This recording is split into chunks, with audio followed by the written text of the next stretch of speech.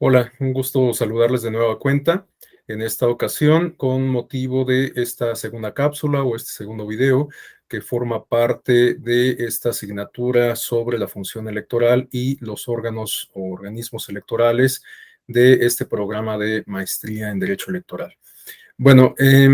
habíamos mencionado desde la primera cápsula que la primera semana estaría dedicada a revisar algunas cuestiones conceptuales, a sistematizar o recapitular parte de lo que ustedes ya han venido estudiando en cuanto a sistemas políticos, democracia, democracia representativa, partidos, etcétera. En esta ocasión, después de hacer esa recapitulación, bueno, pues quisiera que empezáramos ya a enfocarnos en la función electoral para el caso mexicano, que finalmente es el objetivo central de este módulo, de esta asignatura. Bueno, ustedes podrán corroborar en las lecturas que se han dispuesto para esta segunda semana que el sistema electoral mexicano se ha construido a partir de un conjunto de reformas en materia político-electoral, reformas que se han aplicado a la Constitución y a partir de lo cual se han llevado a cabo reformas legales, es decir, que derivado de esas reformas constitucionales hemos contado con instrumentos de derecho positivo, leyes secundarias, que regulan los principios, las bases, las normativas o directivas con rango constitucional que son producto de cada una de esas reformas. En la actualidad, bueno, pues tenemos un intrincado conjunto de reglas constitucionales y derivado de esto, pues todo un aparato legislativo, jurídico, que regula la materia político-electoral en nuestro país. Quizás el caso mexicano sea uno de los más particulares en el mundo, en el sentido de que el aparato justamente de regulación es bastante robusto. Hay algunos otros países en donde, bueno, pues digamos que la función electoral reviste un carácter más de tipo técnico, no ocupa un lugar, digamos, tan importante o tan, bueno, no tan importante, sino más bien tan permanente en la agenda pública, ¿no? Hay muchos otros países en donde, bueno, pues se convoca elecciones, estas se desarrollan y después, pues bueno, pasamos a el ejercicio de gobierno y nadie vuelve a pensar en elecciones, sino hasta el momento en que sean las personas nuevamente convocadas a las urnas para renovar el poder público. En el caso mexicano, bueno, pues sabemos que hay elecciones prácticamente todos los años, aun cuando se han hecho esfuerzos por, digamos que homogenizar el calendario electoral, sobre todo a partir de la reforma del año 2014, lo cierto es que, bueno, pues prácticamente cada año tenemos elecciones locales y como todos lo sabemos, cada 3 años tenemos elecciones federales. Bueno, dicho todo esto, quisiera yo centrar la atención de este video en algunos aspectos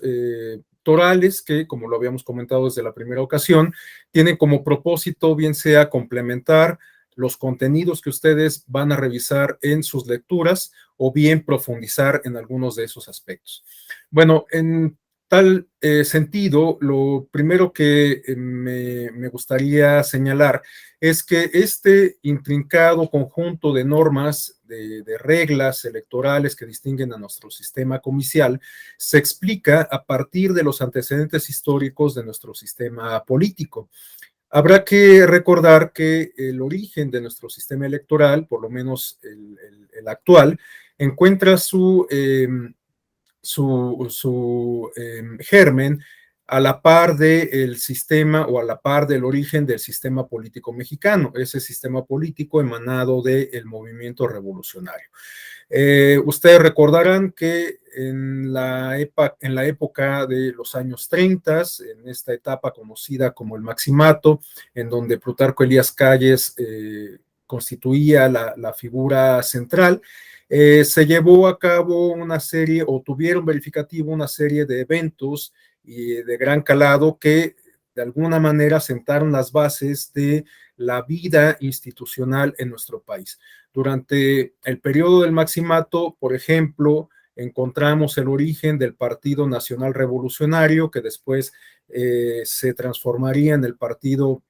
de la Revolución Mexicana o Revolucionario Mexicano, y en el año de 1946 adoptaría su denominación actual, que es Partido Revolucionario Institucional. Este partido político, este actor político, es sin duda un elemento, un componente central para entender el desarrollo del sistema político mexicano, porque de alguna forma es la punta del compás de ese desarrollo que ha tenido el sistema político mexicano. Eh, a lo largo de prácticamente todo el siglo XX, a partir de esa década de los años 30, vemos que la vida política de alguna forma siempre pasaba por la aduana del partido en el poder, del partido que de hecho, pues por el propio diseño institucional, por el propio diseño jurídico, por el propio diseño político que adoptó el sistema político mexicano, recibió la denominación de partido oficial o de partido de Estado, ¿no? De hecho, este fenómeno, esta circunstancia, es lo que condujo, entre otras cuestiones, evidentemente, a Giovanni Sartori a acuñar el concepto de partido o de sistema de partidos hegemónico. La experiencia mexicana y la experiencia polaca son las referencias digamos, palpables, las referencias empíricas que llevaron a Giovanni Sartori a incorporar esta categoría en su teoría de sistema de partidos. Bueno, les decía que estos antecedentes históricos del Maximato, del periodo postrevolucionario, resultan fundamentales para entender cómo se desarrolló la vida política en nuestro país durante buena parte del siglo XX, y eso a la sazón explica también algunas de las características del actual sistema político y del sistema electoral mexicano. Bueno, habrá que recordar, por ejemplo, que durante aquella época del Maximato podemos advertir también un fenómeno de concentración del poder. El grupo político que podríamos considerar triunfador del movimiento revolucionario después de todos estos enfrentamientos que se dieron entre distintos grupos revolucionarios era el de encabezado justamente por Plutarco Elías Calles y por Álvaro Obregón.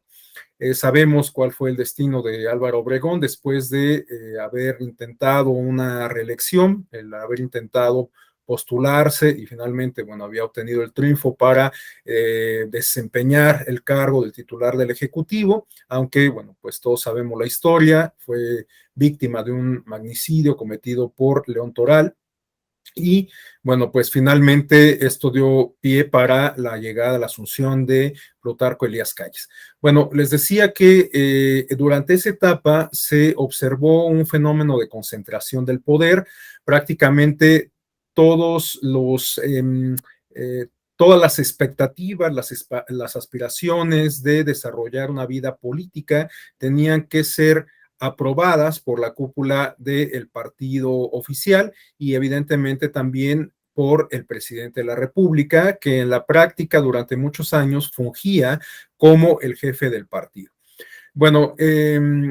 algunos fenómenos que dan cuenta de esto que estoy comentando a la luz de los contenidos que ustedes van a revisar en sus lecturas, reitero, se refieren, por ejemplo, a la manera en que se desarrolló el sindicalismo en nuestro país. Sabemos que justamente en esos años 30, 40, podemos observar un fenómeno de corporativismo en donde el partido oficial de alguna manera comenzó a cooptar algunas de las demandas que provenían de los sectores gremiales. Estas organizaciones como la CTM, la CROM, la CROC, la Casa del Obrero Mundial, etcétera, pues finalmente fueron cooptadas por el sistema que se encontraba en gestación, y algunas de las consecuencias de este fenómeno de corporativismo se refieren, por ejemplo, a la postulación por la vía del partido oficial de candidaturas que finalmente se concedían a líderes de estos gremios, ¿no? algunos de estos ejemplos incluso pues, han pervivido hasta la actualidad. Sabemos de muchos casos de líderes sindicales, de líderes obreros, de líderes campesinos que han sido postulados tradicionalmente por el Partido Revolucionario Institucional, en la actualidad pues por algunas otras fuerzas políticas, pero sin duda esta práctica, esta forma de hacer política encuentra su origen en aquellos años 30 a la luz de este fenómeno del corporativismo. Bueno, la centralización del poder no solamente se advierte en este fenómeno del corporativismo, sino también a través de la propia función electoral. Sabemos que a diferencia de la historia reciente de los países latinoamericanos, para el caso mexicano no tuvimos una dictadura militar. Sin embargo, sí tuvimos un régimen que podríamos considerar autoritario, porque había una sola fuerza política que ejercía, bueno, había diversas fuerzas políticas, aunque una sola ejercía una hegemonía tanto electoral como política. Y esto se debía en buena medida a el propio diseño institucional, jurídico, político, ideológico que distinguía nuestro sistema político mexicano. Bueno, durante esta época conocida como partido hegemónico, precisamente, lo que tenemos es una competencia electoral, pero digamos que prácticamente nulificada, es decir, que durante ese periodo que va de los años 30 hasta prácticamente los años 90, se permitía el registro de partidos políticos de oposición. Estos participaban cada determinado tiempo en ejercicios comiciales, la ciudadanía acudía a las urnas a votar, pero todo el diseño institucional, político, jurídico, ideológico, como lo comento, estaba de alguna forma diseñado para hacer prevalecer siempre la hegemonía del partido oficial, ¿no? En la práctica, pues esto de lo que nos habla es, reitero, de un régimen más bien de tipo autoritario, de nula competencia electoral y política, aunque, digamos, en términos formales, esta estuviera presente, ¿no? Bueno, este estado de cosas se mantuvo prácticamente durante siete décadas del siglo XX, pero a lo largo de estos años podemos advertir que hubo algunos intentos desde la oposición y desde la sociedad civil de exigir una apertura democrática, aunque esta apertura democrática se fue dando muy a cuentagotas. Por ejemplo, aun cuando podríamos señalar muchos eventos que dan cuenta de esta exigencia de apertura democrática, me interesa destacar algunos que resultan muy significativos, como las demandas o las denuncias de fraude electoral que motivaron la elección presidencial del año de 1952, cuando resultó victorioso en la elección presidencial Adolfo Ruiz Cortines. Muchos militantes de oposición, muchos partidos y integrantes de estos partidos de oposición denunciaban un fraude electoral que, bueno, pues finalmente nunca se pudo corroborar. Pero esto puso de manifiesto, pues, digamos, la inconformidad que había, por lo menos, de las personas que integraban las fuerzas políticas opositoras respecto a las características del régimen político. Otro ejemplo otro atisbo de democratización o de demanda de democratización lo podemos identificar en el año de 1953, cuando se reconoció en el ámbito federal el derecho al voto de las mujeres. Estamos hablando de que, bueno, pues prácticamente a mitad del siglo pasado se reconoció este derecho para el caso de las mujeres. Hoy, pues han pasado prácticamente 70 años de aquel significativo evento, y a pesar de ese tiempo que ha transcurrido, lo cierto es que todavía estamos lejos de considerar que las mujeres están en condiciones de igualdad, de participar en la vida política de nuestro país. A últimas fechas hemos sido testigas de algunas medidas, de algunas acciones que se han tomado por parte de distintas autoridades del Estado, entre ellas las autoridades electorales, para generar condiciones de acceso y ejercicio de cargos de representación política de manera efectiva por parte de las mujeres, ¿no? Este tema que comenzó entendida como una política de discriminación inversa, es decir, de cuotas electorales en las primeras reformas de los años 90, ha venido transformándose hasta acuñarse, digamos, o adoptar un rango constitucional en términos de paridad o de igualdad efectiva entre hombres y mujeres, ¿no? Pero bueno, a pesar de tener este principio, rango constitucional, pues lo cierto es que la realidad todavía no nos resulta tan halagüeña, todavía no da cuenta de que de manera efectiva se estén incorporando en términos de igualdad o de paridad a las mujeres respecto a la participación que tienen los hombres en la vida política, ¿no? Bueno, entonces tenemos este evento de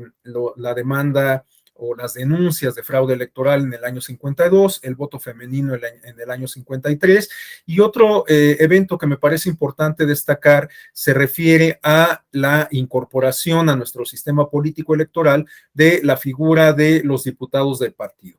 Esta figura se incorporó a nuestro sistema político y nuestro sistema electoral a partir de una reforma que se llevó a cabo en el año de 1962. Esta figura podremos considerarla como un antecedente directo del principio de representación proporcional, porque se asignaban escaños en el Congreso Federal, en particular en la Cámara de Diputados, no en atención a las victorias que obtenían los partidos políticos en distritos uninominales, sino en atención a el porcentaje de votos que cada uno obtenía. De tal suerte que esto permitió que paulatinamente los partidos de oposición comenzaran a obtener una mayor presencia en los órganos de representación política. Y en este sentido, desde el interior de estos órganos de representación, de estos órganos legislativos, continuaran impulsando reformas electorales que se traducirían en una apertura democrática. Bueno, en los años de 1970 tuvimos algo que podríamos considerar una crisis de legitimidad o de credibilidad respecto a las autoridades políticas emanadas de este régimen o distintivas de este régimen de modelo hegemónico. Ya los movimientos culturales, políticos y sociales de finales de los años 60 habían puesto de manifiesto estas inconformidades respecto a el estado de cosas existentes. Sabemos cuál fue la respuesta del Estado, por ejemplo, respecto a las manifestaciones estudiantiles y gremiales que tuvieron lugar en el año de 1968. Todavía en el año de 1971 tuvimos un evento similar respecto a este evento conocido como el Halconazo. Y bueno, también durante los años 70 sabemos que se libró un conflicto de guerra sucia en donde el régimen, a través de sus aparatos del Estado, se dio a la tarea, digamos, como de socavar, de sofocar algunos de estos movimientos sociales, políticos, incluso algunos revolucionarios armados que pues buscaban modificar el estado de cosas, ¿no? Bueno, en este contexto se dio un fenómeno que definió la ruta institucional en términos electorales que se daría en los años 80 y en particular en los años 90. Estoy haciendo referencia a la elección presidencial del año de 1976. En aquel año de 1976 tenemos que solamente se presentó un candidato a la presidencia de la República que fue postulado por el partido oficial, el Partido Revolucionario Institucional. El Partido Acción Nacional, que históricamente había sido la fuerza opositora, en aquella ocasión no presentó candidaturas una candidatura a la presidencia de la República por conflictos internos. Y algunos de los demás partidos no presentaron candidaturas tampoco, o bien terminaron sumándose a la candidatura postulada por el partido oficial. Lo que puso de manifiesto esto, pues fue justamente una crisis de legitimidad, una crisis política, que incluso fue advertida por el propio presidente electo en aquellos comicios, José López Portillo, quien se dio la tarea de encargar a su secretario de Gobernación, Jesús Reyes Heroles, una reforma o impulsar una reforma constitucional, que bueno, pues después tendría una consecuencia en la ley secundaria, en materia político-electoral. De tal suerte que la primera gran reforma electoral que muchos autores coinciden en distinguir, en señalar como el origen del tránsito a la democracia en nuestro país, data de diciembre del año de 1977 y podríamos considerarla como una respuesta por parte del presidente de la República, que en este sentido podríamos a su vez considerarlo como un representante, quizás como el principal representante del régimen hasta entonces existente, y con ello comenzaríamos a vivir una etapa que en la literatura especializada se conoce como de liberalización. Autores como Guillermo O'Donnell y Philip Schmieder plantean que previo a que se dé un fenómeno de cambio político, sobre todo de tránsito de un modelo político a otro, en este caso de un modelo autoritario a uno democrático, se da esta etapa de liberalización en donde el régimen comienza a flexibilizarse y después ya de manera, pues podríamos decir en términos coloquiales, abierta, da paso a la democratización. Bueno, pues hay muchos autores que coinciden en señalar esta reforma del año de 1977 como el origen del tránsito a la democracia en nuestro país. Después tendríamos algunas reformas intermedias, por ejemplo, una en el año de 1986 que creó al Tribunal de lo Contencioso Electoral, y hay un evento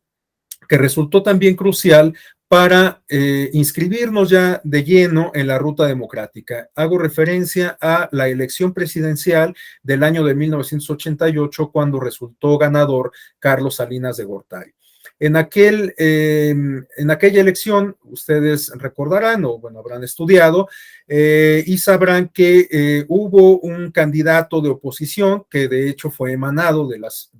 filas del propio Partido Revolucionario Institucional, y me refiero a Cuauhtémoc Cárdenas Solórzano. El ingeniero Cárdenas, junto con Porfirio Muñoz Ledo, desde el interior del Partido Revolucionario Institucional, encabezaron una corriente crítica que terminó por generar una decisión del partido oficial y por constituir una fuerza opositora que terminó por aglutinar otras fuerzas políticas en esa elección del año de 1988.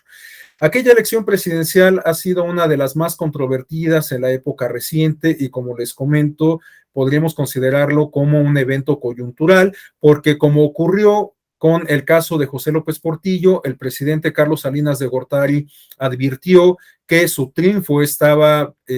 plagado de cuestionamientos, que tenía que afrontar una crisis de legitimidad que eventualmente se podría convertir en una crisis de gobernabilidad, e impulsó una serie de reformas en distintas materias, pero una que resultó crucial es justamente la reforma político-electoral. En el año de 1989 tuvimos una reforma de gran calado que de hecho dio pie a la creación del Instituto Federal Electoral, una institución especializada en la materia electoral que tenía sobre todo un carácter técnico y que dependía de la Secretaría de Gobernación. Hasta antes de esa época, sabemos que la Secretaría de Gobernación era quien se encargaba de las cuestiones comiciales, quien organizaba las elecciones, quien actualizaba el padrón electoral y todas las actividades inherentes a los comicios a través de la Comisión Federal Electoral. Bueno, pues este esquema se modificó con esta reforma del año 89, se creó el Instituto Federal Electoral, su presidente era el secretario de Gobernación, y bueno, como ustedes van a poder consultar en las lecturas dispuestas para esta semana, en particular la de Lorenzo Córdoba, bueno, pues el Instituto Federal Electoral sufrió algunas modificaciones importantes desde su gestación hasta lograr su autonomía en las reformas que se suscitaron en aquella década de los años 90. En esa época de los años 90 también podemos advertir que estas reformas contribuyeron a generar un fenómeno de descentralización de la función electoral. Hasta antes de aquellos años 90, la Comisión Federal Electoral se encargaba de organizar las elecciones tanto en el ámbito federal como las que tenían que ver con las elecciones en las entidades federativas, de tal suerte que una autoridad electoral con carácter federal se encargaba de coordinar los esfuerzos comiciales en el ámbito local, para poder renovar las gubernaturas, para poder integrar las legislaturas locales, para renovar los ayuntamientos. Bueno, en aquella época de los años 90 tenemos un fenómeno de descentralización de la función electoral, lo cual podríamos considerar como un síntoma, como un indicativo positivo de el federalismo en nuestro país, ¿no? Porque, bueno, pues como todos sabemos, en el caso mexicano, la forma de organización que hemos adoptado es justamente la federal, de tal suerte que tenemos un conjunto de entidades políticas que se consideran autónomas, libres y soberanas, pero que están de acuerdo en integrar una unión, una federación. Pero bueno, pues al considerar o a tener en consideración que estas entidades son autónomas, libres y soberanas, es que podemos dar cuenta de que cada una de estas entidades federativas cuenta con sus propios poderes públicos, es decir, su poder ejecutivo, que está representado a través de la figura de la gubernatura, su propio poder legislativo, que está representado por la Cámara de Diputaciones locales, y también el poder judicial. Bueno, este fenómeno de descentralización se mantendría pues prácticamente hasta entrados los años 2000. De hecho, bueno, pues después de la gran reforma del año de 1996 que terminó por concederle autonomía al Instituto Federal Electoral, no volveríamos a tener una reforma electoral de gran calado sino hasta el año de 2007, cuando se sentaron las bases de lo que se ha dado por llamar el modelo de comunicación política. Esa reforma de 2007 estuvo centrada sobre todo en regular el acceso a la radio y la televisión, y en conceder al Instituto Federal Electoral como atribución exclusiva la administración de los tiempos en radio y televisión. Y bueno, la última gran reforma tuvo lugar en el año de 2014, pero esta reforma la vamos a analizar con un poco de detenimiento en el siguiente video.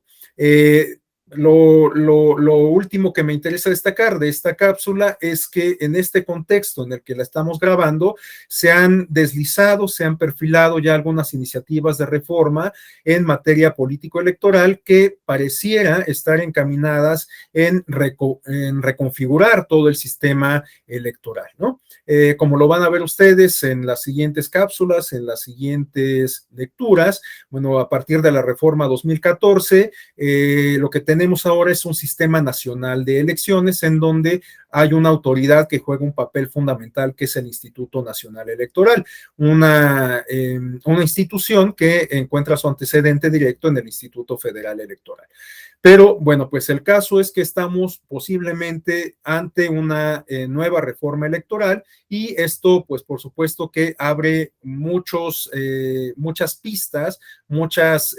arenas, muchos espacios para la discusión. Entonces, bueno, pues hasta aquí dejaría yo esta cápsula, invitándoles justamente a que pues discutan entre ustedes en los foros de discusión, y que también pues intercambien opiniones con sus tutores. Muchas gracias.